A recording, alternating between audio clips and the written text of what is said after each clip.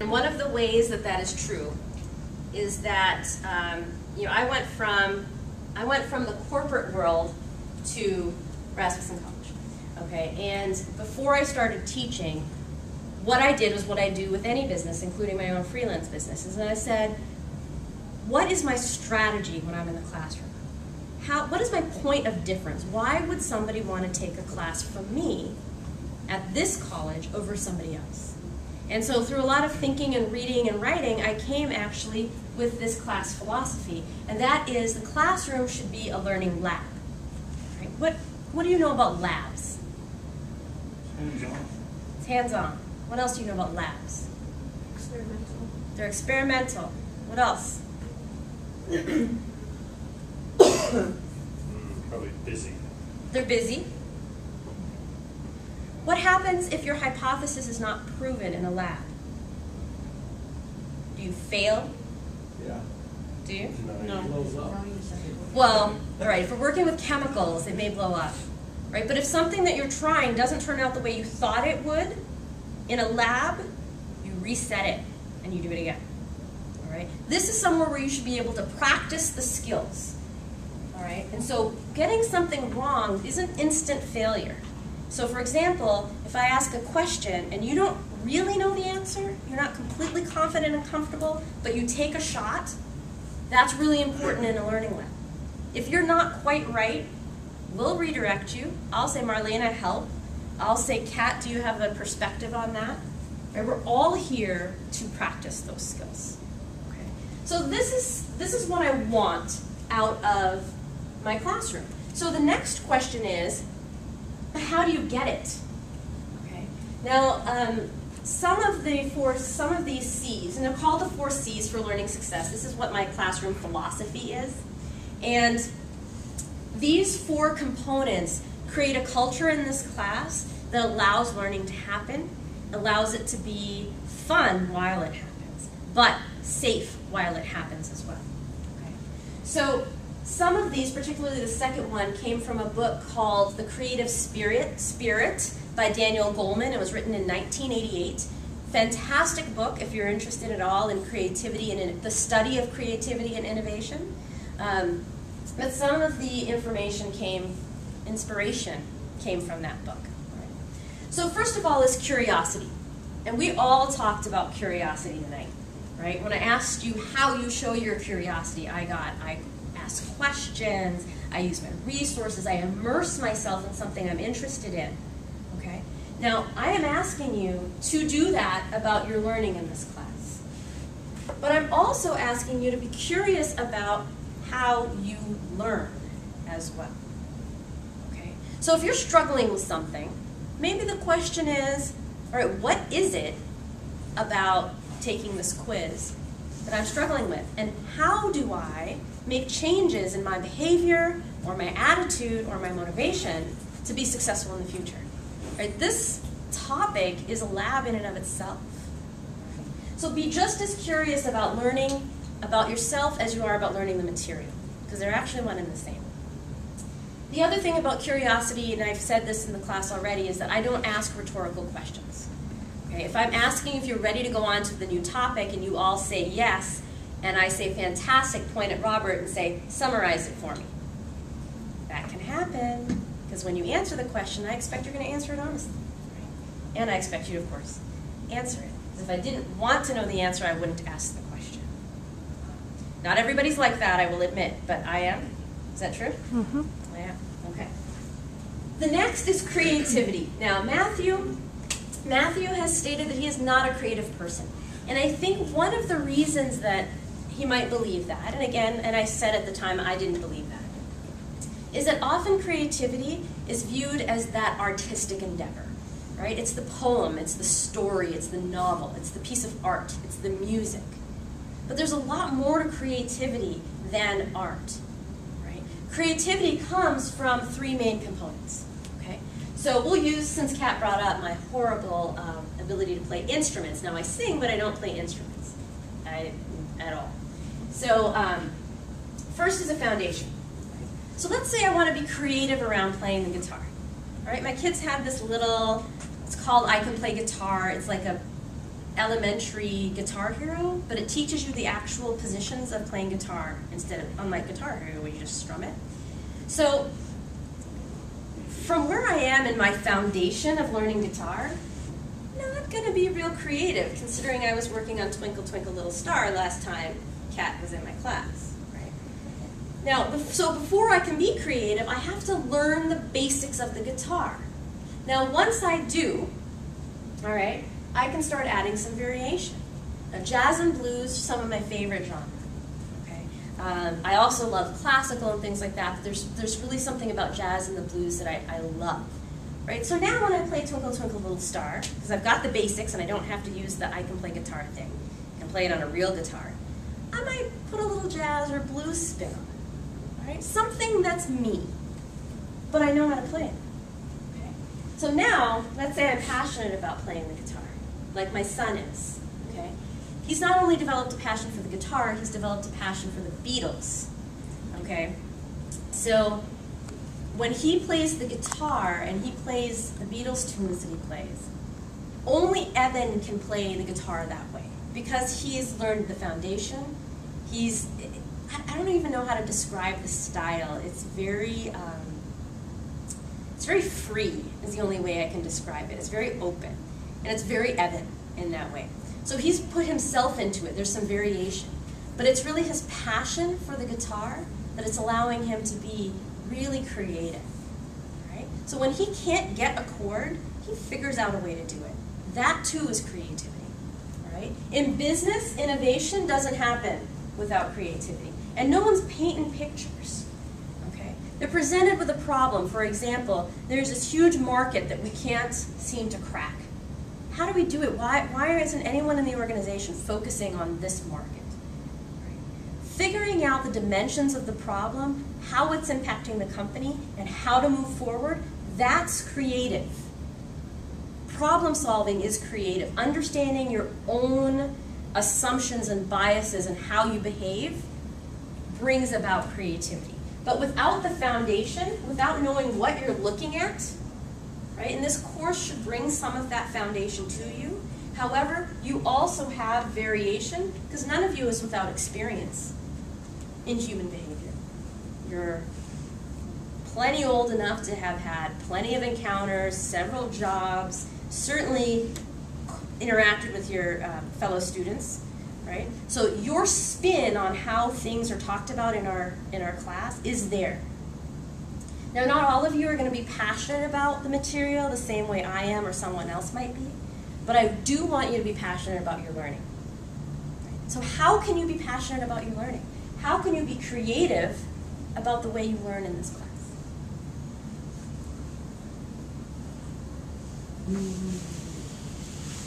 Seek out the opportunities to learn about the material. You see something in the book that correlates with something you see in a newspaper or something that kind of ties in with what you've seen online shared in class. Great idea, right? I've read this, we talked about this, I saw this. Making those connections is a creative endeavor. Right? What else? Just figuring out how to relate it to more specifically. Yeah, figuring out how to relate it specifically to what you know. Because you know a lot, right? I always say in management, it's actually very close to parenting. A lot of the theories actually match up very closely. So I'm always testing management theories on my kids. It's really kind of fun. And sometimes they work and sometimes they don't. But to say that, you know what, those coworkers of mine, I'm going to study them. I'm going to study them in terms of what I learned about attitude in class on Thursday, right? And see where's the thinking, the feeling, the behaving coming from. That's creative. Does that make sense? Okay. So creativity doesn't have to be artistic, but it can be artistic. Sometimes you can take something that doesn't seem like it's going to be artistic at all. For example, wasn't it in international business, I believe, Sarah, right? Just nod your head if that's right, because you're the camera person. That we drew a picture of an article. That we took the article and we represented it in pictures. Using different parts of your brain helps you be creative in business. None of this learning lab stuff, and that's a technical term, by the way, stuff, is, you're supposed to laugh at my jokes, is a little known expectation. Let's go back there. Okay, so none of this is possible, this learning lab, learning environment, without cooperation. Now the dictionary definition of cooperation is to act or work together for mutual benefit. What does everyone want to get out of this class, no matter who you are?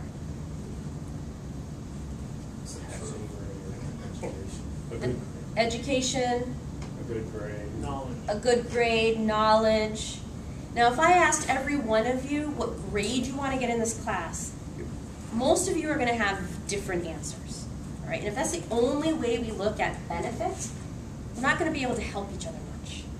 All right, well, growth is a great way to think about it. Right? You want to be better after you started this, right? You want to be better when you're done with this class than when you started the class. And we can help each other achieve that goal. Because everyone wants that or you wouldn't be here. Okay?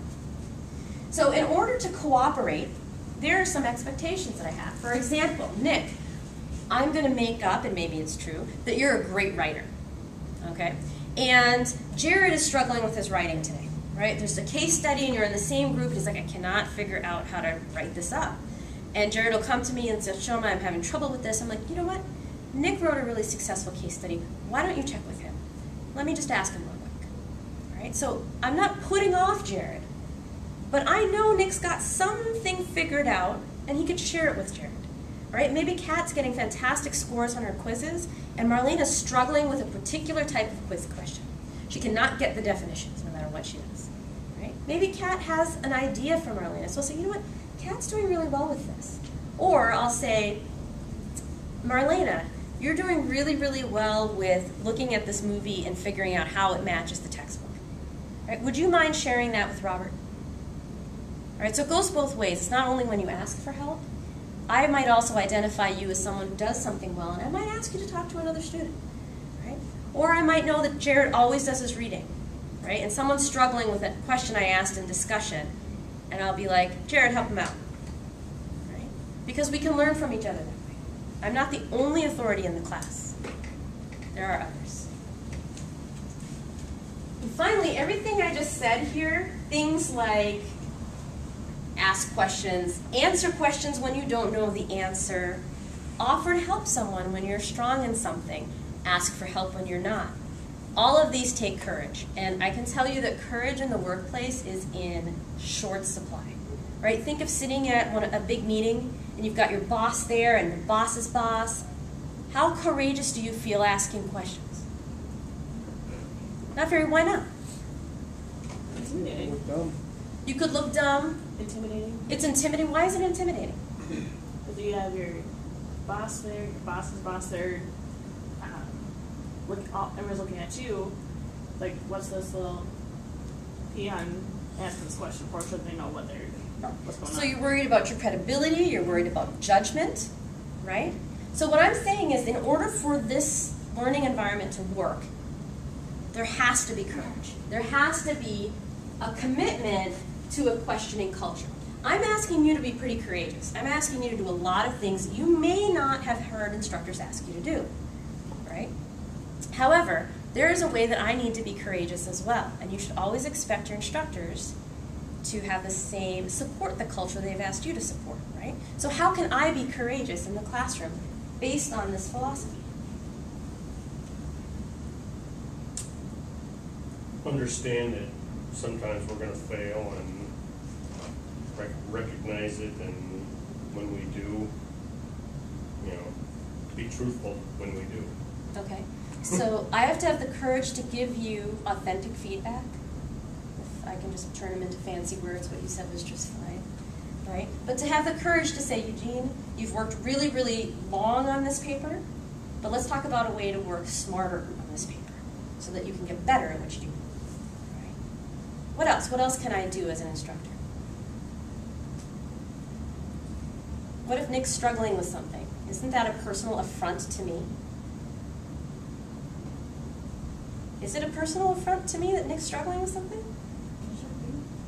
Now, it's a concern to me, but it doesn't have anything to do Not with... upfront on that, like, it should bother you that he's not learning. Exactly. So Nick's struggling should be of concern to me, but Nick's struggling has nothing to do with my credibility necessarily. Like, have you ever had an instructor that didn't want questions ever because their authority was being questioned?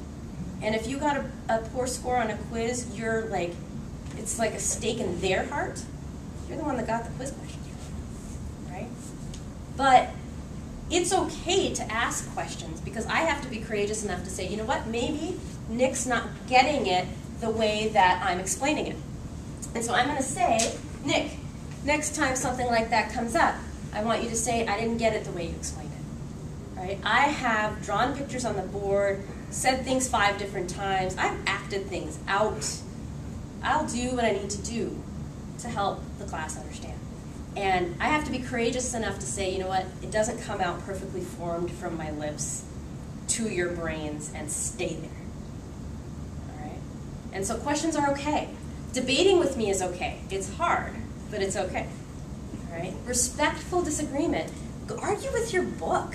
Have the courage to say, you know what, I might know a little something about this. Argue with your book. Debate your classmates. Do it respectfully, but have the courage to step out of your comfort zone and say, you know what, I feel like I do know something about this. Let me share it with you. Does that sound fair? Yeah, no? Yes. You're not convinced that it's fair. What do you think? What do you think? What do you think about all this? Do you think it can create a culture of learning? How? Safe. It's safe, okay. What's safe about it? Well, the thing is, you're in a classroom to learn, and you're in an environment where it's okay for you to be challenged, and also challenge, in some cases, authority as far as, you know, what's being taught, as long as you're being respectful. You're skeptical. Why are you skeptical? I'm not skeptical. You're just making faces. All right. Have you ever, well, I know you've seen it from me, but have you seen any other instructors talk about the culture of the classroom this way before? No. Okay, so what does it do for you when someone does? It's just different and reassuring that you care about our growth and our support to make sure that we get all that we can out of this class. It's just nice to see that. Is anything on here rocket science, though? Yeah. It's not, right? I mean, these are things that we can all do, provided we're aware of them. Is there anything on here that you're like, or anything that I've said that you're like, that's crazy? Matthew, nothing that's crazy up here? No? Just me. It's just me. Unfortunately, that's true. So what do you feel about this whole thing in general? I mean, do you feel like you can commit to this kind of culture? Yes. Good. Because we're going to sign. We're not going to sign this time. I have done that before. But what I'm going to talk about is the opposite of this culture for just a second. The only way to kill this culture is negativity. All right? Negativity has killed some of the most courageous, or not killed, might have killed some of the most courageous ideas out there. For example, there was a scientist who asked, what would it be like if I rode on a beam of light? Anyone know who that scientist was who hasn't heard this lecture before? You've heard this lecture before. But you didn't remember that. Okay. Albert Einstein, right? Science community laughed at him. So that is the most childish, naive question ever. But a very important theory came out of this question. What was that? The relativity. Theory of relativity. What is it? E equals mc squared. See, instructors are allowed to be wrong too, just because it's called. You weren't wrong. You were just. I was, yes, developing Yeah, the there you thought. go. Thank you, Jared. You're being creative on how you answer. There you go. And yeah, the head of 20th Century Fox TV at the time was approached about. Head of 20th Century Fox Movies was approached about this project, and he said to the person who approached him, "Why would anyone want to watch a movie on a box in their house? Right? No, we're not going to fund this." What was that? The television. Right. Henry Ford's lawyer told him no one would ever get rid of their horses and carriages, and investing in the automobile was a ridiculous idea. He shouldn't spend any money there. All right? Only negativity can kill a culture of curiosity, creativity, cooperation, and courage. So if, it's not always when, if things get negative, because sometimes things are difficult. We're going to talk conflict resolution. We're going to talk about group dynamics. Sometimes things get tense, okay? But that's different than negative. Sarah's going, yeah. That's different than negativity. If negativity happens, I will point out that you're maybe not acting as 4C as you should be acting. And the threat that seems to work better than anything else is if there's a pattern of un-4C behavior, I'll lecture it again. And that seems to be the best punishment of all. I've never had to lecture it. We can't just watch the video. No. Instructor's eyes. So thank you for listening, and I look forward to kind of engaging in this with you as the class progresses.